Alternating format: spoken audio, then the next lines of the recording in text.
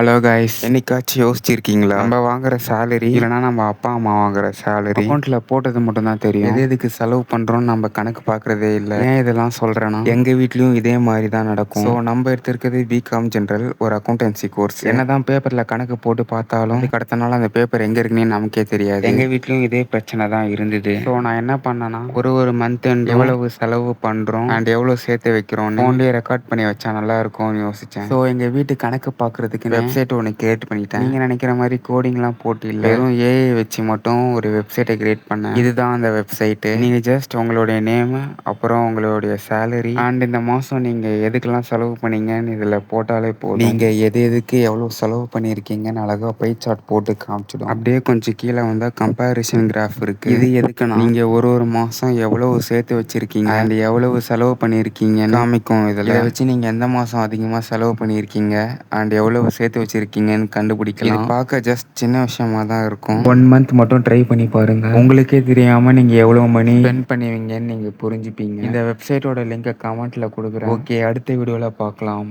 Bye guys.